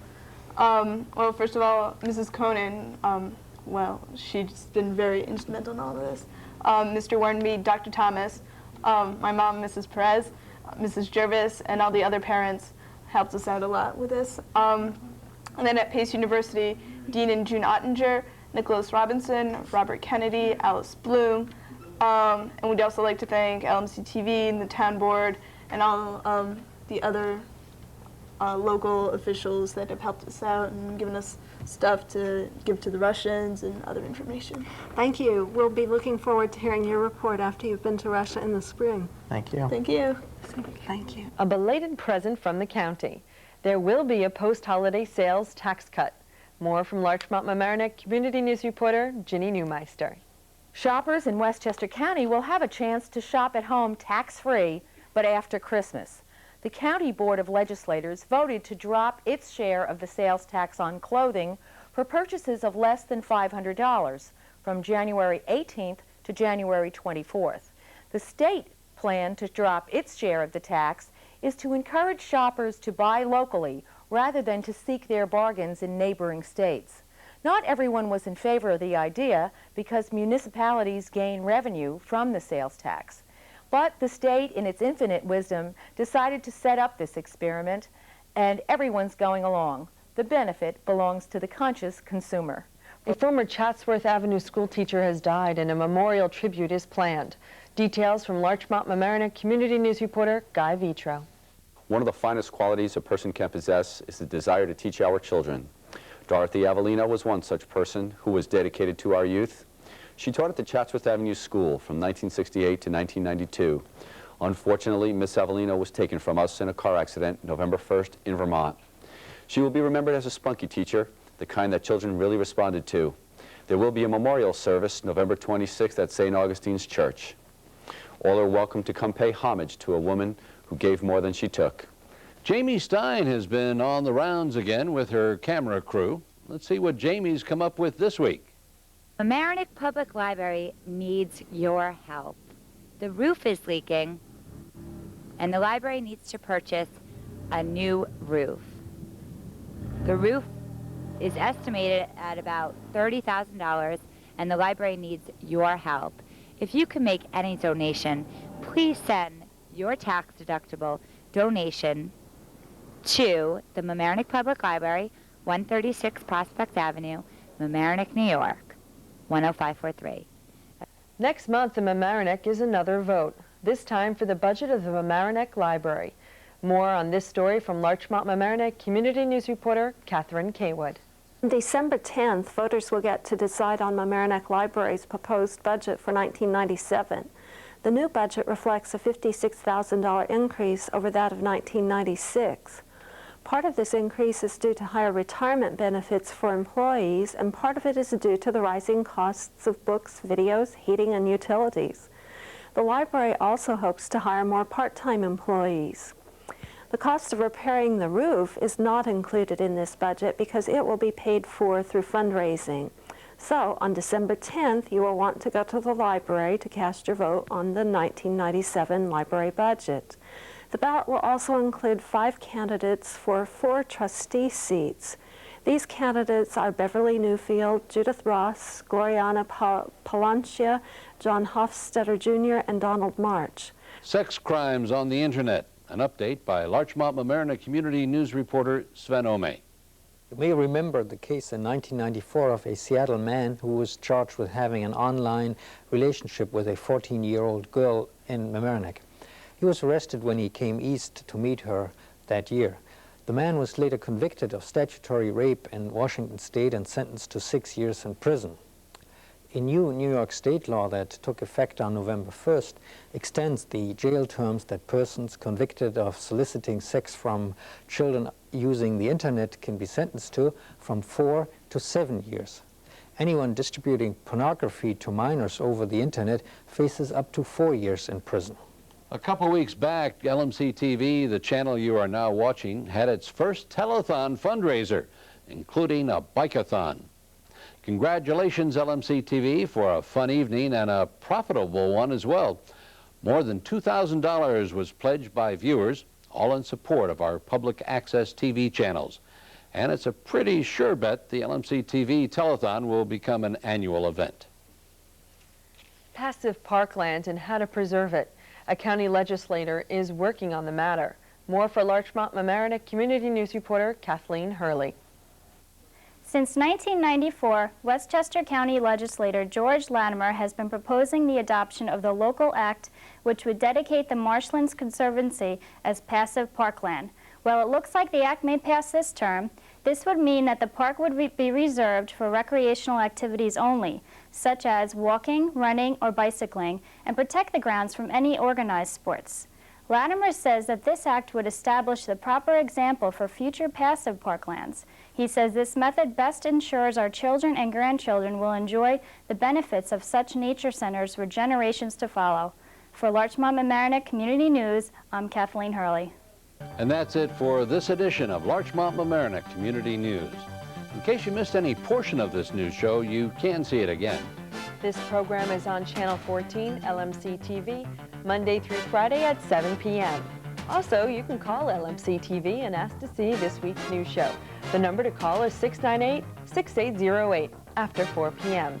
The crew at LMC-TV will do their best to put Larchmont Mamaroneck Community News on at a time that's convenient for you to watch.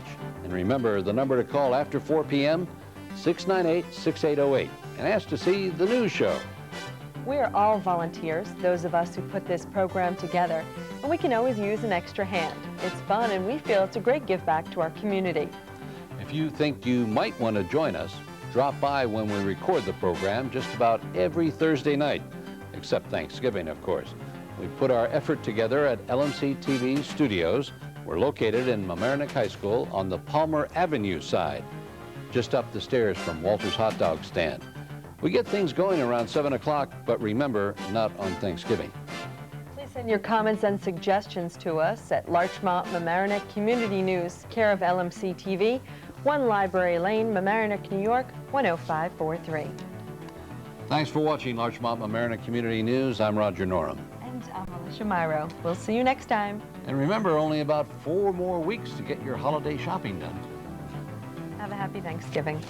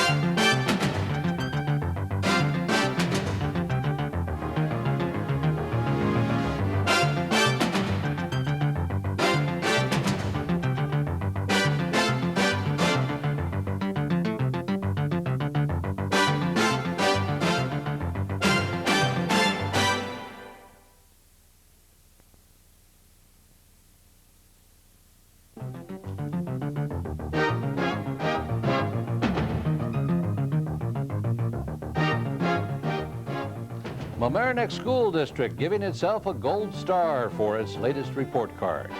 Larchmont fire shuts 3 stores. Mamaroneck blaze damages vacant Post Road restaurant. Taking a closer look at the Mamaroneck town budget. Fatal car-van crash on the Post Road near Weaver Street. Escape criminal captured in Mamaroneck. Get online for a computer contest. And a toy drive and sleigh ride in Larchmont. Those stories and more on this Hanukkah 1996 edition of Larchmont Mamaroneck Community News.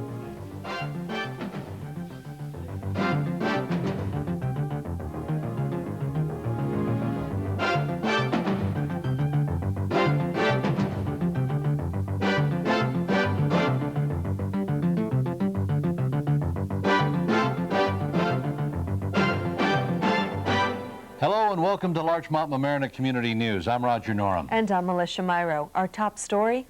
Mamaroneck School District gets good grades on its state test scores.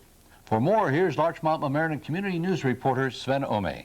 Officials of the Mamaroneck School District are excited about the results of this year's Comprehension Assessment Report. The report will be sent to the state later this year, or later this month, I should say. Bradford Stein, the president of the Mamaroneck School District's Board of Control, was quoted in the Daily Times. He said, "When you take into consideration the students we serve, our scores are excellent," end of quote. As for the scholastic assessment test results, mathematics scores were 543 and the verbal ones were 542. School districts with students of a similar socioeconomic background showed better results according to Stein, but in his view, the results from Mamaroneck are excellent considering the diverse background of children in Mamaroneck ranging from the poor to the wealthy. The Board of Education also reported that the SAT test scores have not changed much over the last 2 years. The parents of middle schoolers will be interested in the next news item. Teen Center at Walter F. Rogers Recreation Center at Harbor Island Park is now open every Friday night from 7 to 10:30 p.m. for students in 6th, 7th, and 8th grade. Among the offerings, a live DJ, pool tables, air hockey, movies, ping pong, a bumper pool, and video games. A tragic accident on the Boston Post Road a couple weeks back at the entrance to the parking plaza near the new Stop and Shop across from the Dunkin' Donuts. Larchmont Mamaroneck Community News reporter Guy Vitro has more. Well, it took a second car accident resulting in death to have the town of Mamaroneck begin a study of the traffic conditions at the Boston Post Road in front of Dunkin' Donuts and Stop and Shop. During rush hour, Chris Gregusis, 22 of New Rochelle, was attempting to make a left turn across traffic into the Ferndale Shopping Center when a van coming in the opposite direction struck his Nissan on the passenger side where his mother Eleanor was sitting. 53-year-old Mrs. Gregusis died just 45 minutes later from internal injuries. The driver of the van told police he was unable to stop when he saw the car attempt to make the turn in front of him. No tickets were issued. Turns are legal where the accident occurred, but Mamaroneck officials are concerned about the traffic entering shopping centers all along the Boston Post Road. According to the Daily Times, they may have to do something about this, says Supervisor Elaine Price. Another woman was killed in a head-on collision in the same spot in September. The town has formed a task force to look at the traffic and might have a consultant look at the Post Road in particular. Obviously, something must be done. For Larchmont Mamaroneck Community News, I'm Guy Vitro. What a sad story. The son of the woman who was killed, by the way, works at the CVS store in the Ferndale Plaza. His mother had worked in the accounting department for the Salesian Missions in New Rochelle. Thanksgiving wasn't so thankful for 3 Mamaroneck town store owners. A holiday blaze broke out at approximately 9:15 a.m. Thursday the 28th at the Larchmont Station Luncheonette on Myrtle Boulevard, right off of Chatsworth Avenue next to the Larchmont train station. A call came in after rising smoke was visible from the roof and back entrance to the building. New No. 1 Chinese restaurant and Riviera Hairstylist, the other 2 stores, suffered some damage, but the fire was mostly contained in the luncheonette. All of the stores were closed and no one was injured. The fire departments of Larchmont Village, Mamaroneck Village, and New Rochelle all joined in the town's fire crews for support, and they put out the flames in 45 minutes. A faulty flue in the building's furnace has been pinpointed as the cause, and now the cleanup is underway. Repairs are underway, but no estimate on the store's reopening has been made. On Saturday night, November 30th, Mamaroneck Village firemen fought a blaze inside the vacant restaurant building once called the Orienta Palace. It's on the Boston Post Road in Ryaneck, almost across from Toyota City. The site was once home of the Seven Pines Eatery many years ago. It took Mamaroneck Village volunteer firefighters about an hour to put the one-alarm blaze out, and the Post Road had to be closed to traffic for about an hour, as there was damage inside the building, and it's now boarded up and an investigation is underway. Some speculate that the fire may have been caused by homeless squatters. Whatever the case, Mamaroneck Village Fire Chief Felix Hughes is quoted in the Daily Times saying the building had been vacant for 3 or 4 years. Well, we've certainly been keeping our local firefighters busy. Indeed. Well, and the holiday season is going to bring a lot more of that stuff with trees and lights, and so everyone be careful. The Mamaroneck School District settled one labor dispute already this year, but now it's the teacher aides at the bargaining table, and Larchmont Mamaroneck Community News reporter Glenna Gray has details. A mediator from the State Public Employment Relations Board will lead a mediation session between the Mamaroneck School District and a union representative for teacher aides. The 120 aides have been working without a contract since July 1st. The issues at hand include salaries, longevity, sick leave, and paid holidays. The aides' salaries range from $7.71 to $12.52 per hour, which is below the average salaries for aides in Westchester County. These aides also have no paid holidays, as other neighboring school districts give their aides. For Larchmont Mamaroneck Community News, this is Glenna Gray. Mamaroneck Town residents will be faced with a 4.3% tax increase with the adoption of its new budget by Friday, December 20th. A public hearing on the $18.1 million budget will take place first at 8:15 p.m. in the town center on December 18th. The proposed budget has been pared down since it was first presented in mid-October. The tax increase calculates to $157.35 per $1,000 of assessed property value. For more on this, Larchmont Mamaroneck Community News reporter Ginny Neumeister spoke with Town Councilman Paul Ryan. Our assessed valuation is going to be going down by about $3 million in 1997. It's been going down steadily since 1989, but this is the biggest jump, and it's reflected in the tax increase. Well, the reval bill was vetoed by the governor. It's unfortunate that that happened, but it needs to be revisited, I think. Well, the governor listened to IBM and didn't listen to us, which is a shame, but the town tax rate for the two villages will remain the same. It will not go up in 1997. According to your budget? According to the budget figures. That's written in stone. The budget for the unincorporated area, which, as you know, the town council is the primary government for the unincorporated area, we've scheduled that to go up about 4.3%. Is there going to be a hearing on that budget, too? The hearing was last week. Okay. On November 4th. The actual dollar increase in expenditures is only 2.4%. The rest of it is comprised wholly of certioraries and tax reductions. The town has tried to reduce the increase even more, but blames much of the increase on the decrease in the town's tax base. Many homeowners have successfully challenged their property assessments, which has increased taxes. The taxes will pay for some additional services, such as extra lifeguards and pool operators at the Hommocks pools, 3 extra highway department laborers to care for the medians around town, and computer equipment for town offices. Remember to attend the public hearing on Mamaroneck Town's proposed budget at 8:15 p.m. Wednesday, December 18th in the town center. If you have any constructive comments in the meantime, you're always welcome to call. Taking a look at the area police blotter, here's Larchmont Mamaroneck Community News reporter Eric Berlin. Eric? Our police blotter this week is from the village of Larchmont. A 23-year-old Chatsworth Avenue woman was charged with drunk driving December 1st after failing to pass a breathalyzer test. The young woman is due in court next week. A 29-year-old Mamaroneck man reported the theft of a $75 coat and a $150 cellular phone from the upstairs bar at the Larchmont train station. A rather strange twist, however, the gentleman's keys were found on his car in the parking lot. Earlier Thursday morning, a car caught fire on the corner of Forest Avenue and Palmer Avenue. The blaze was promptly extinguished. The cause of the fire is yet to be determined. This week's police blotter, Eric Berlin, Larchmont-Mamaroneck Community News. On November 27th, a Mamaroneck Village police detective captured a burglary suspect who had escaped in October from New Rochelle's police lockup. 30-year-old Thomas Clasey is now in the county jail in Valhalla. The off-duty Mamaroneck police detective, Jeff Cardillo, saw Clasey trying to enter a house on Old White Plains Road in Mamaroneck, according to the Daily Times.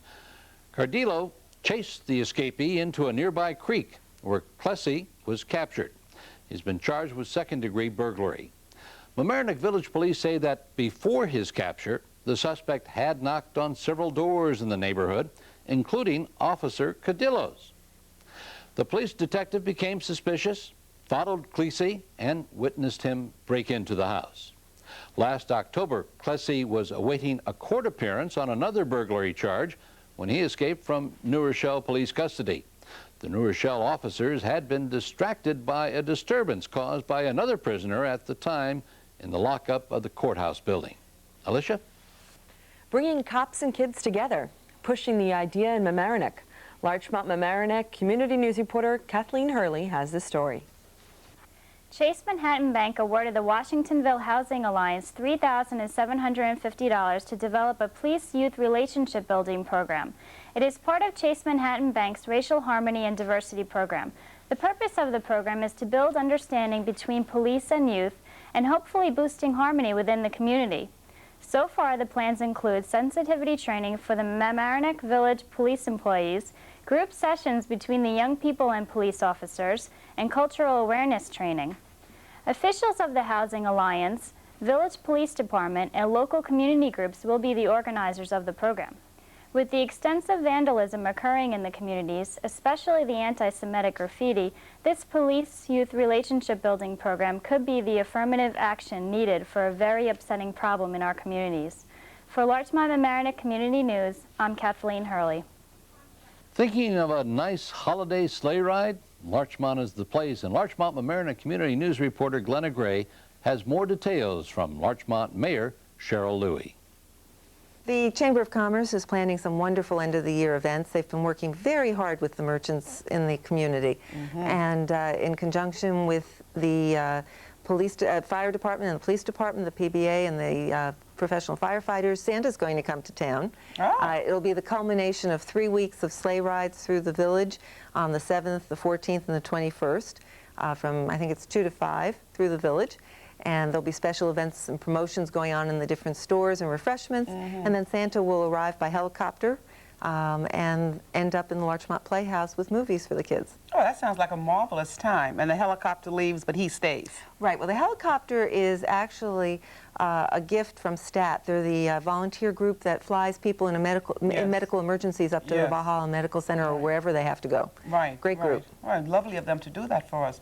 But I think we have some other projects going on at Village Hall. Well, we're considering how we're going to bring the building into the 21st century with an elevator and with the proper ramps and bathrooms and doorways. The building was built in 1926 and needs to have some work done to it. Oh, yes. And that's under the ADA bill. But as we are an aging society, many of us will be disabled.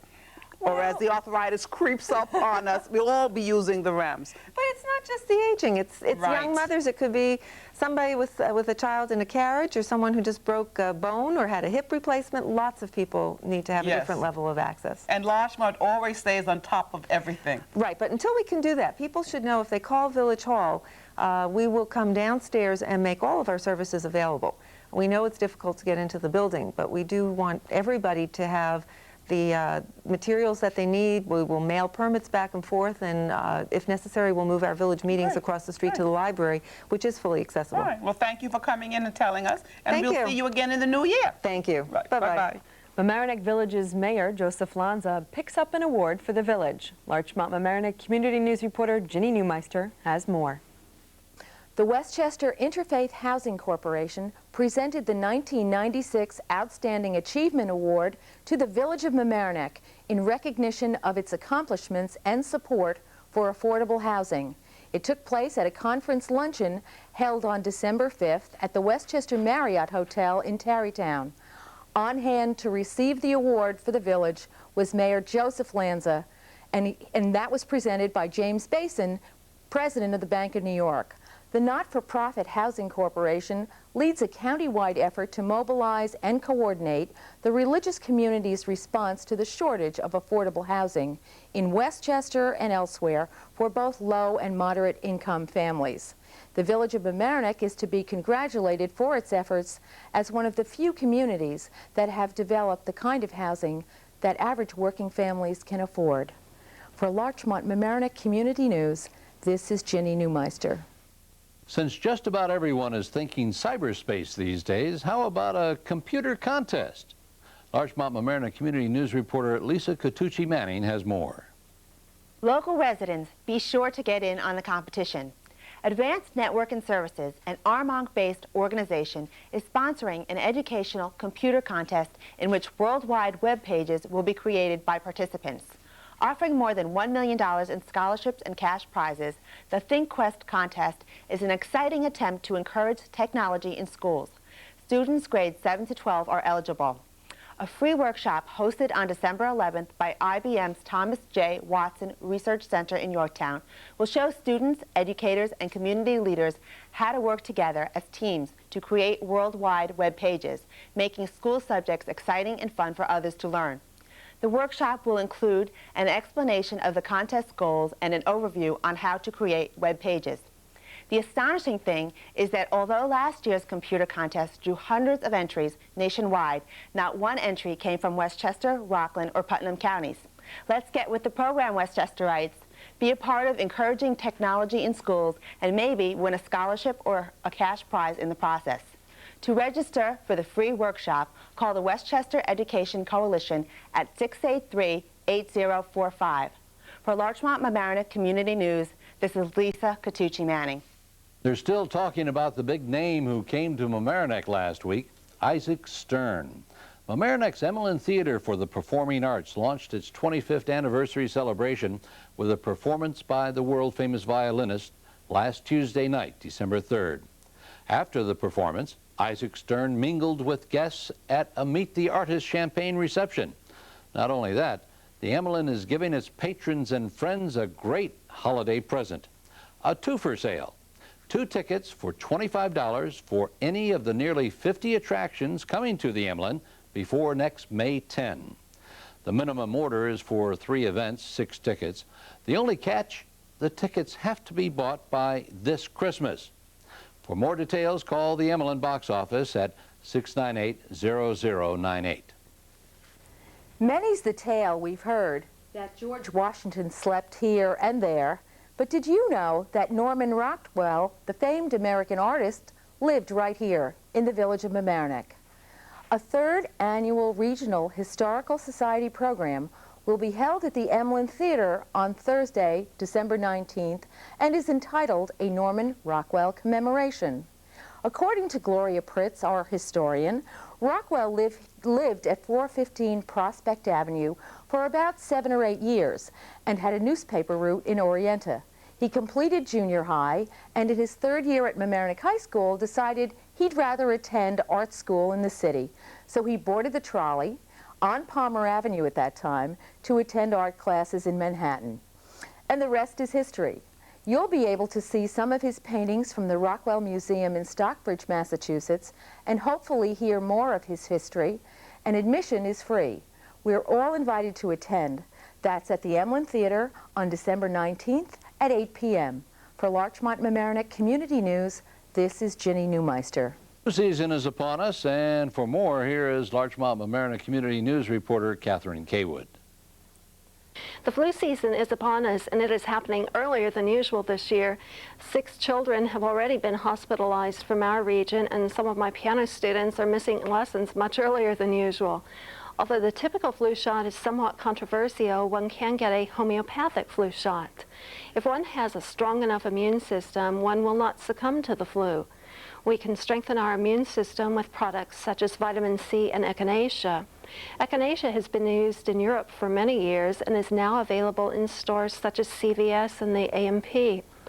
Many people find that taking 1 vial of oscillococcinum at the first sign of the flu reduces or stops the symptoms. Oscillococcinum is spelled OSCILLOCOCCINUM. It is taken under the tongue and tastes delicious. To prevent the flu, the bottom line is to strengthen your immune system with high-quality nutritional supplements, such as those by USANA. If you'd like more information about these, you can leave me a voicemail message at 1-800-956-7733. The bottom line is, if your immune system is strong, you won't get the flu in the first place. For Larchmont-Mamaroneck Community News, this is Catherine K. Wood. And that's it for this edition of Larchmont-Mamaroneck Community News. In case you missed any portion of this news show, you can see it again. This program is on Channel 14 LMC-TV Monday through Friday at 7 p.m. Also, you can call LMC-TV and ask to see this week's news show. The number to call is 698-6808 after 4 p.m. The crew at LMC-TV will do their best to put Larchmont-Mamaroneck Community News on at a time that's convenient for you to watch. Remember, the number to call after 4 p.m., 698-6808, and ask to see the news show. By those of us who produce this news program are all volunteers, and we can always use some help. It might be a fun community activity for you. We feel it's a great give back. If you think you might want to join us, drop by when we record the program just about every Thursday night, except in late December. Check us out early next year. We work on the show most Thursday nights at the LMC-TV studio. We're located in Mamaroneck High School on the Palmer Avenue side, just up the stairs from Walter's Hot Dog Stand. We get things going around 7 o'clock. Please send your comments and suggestions to us at Larchmont-Mamaroneck Community News, care of LMC-TV, 1 Library Lane, Mamaroneck, New York, 10543. Thanks for watching Larchmont-Mamaroneck Community News. I'm Roger Nora. And I'm Alyssha Miro. We'll see you next time. Happy Hanukkah, and only a matter of days left for Christmas shopping.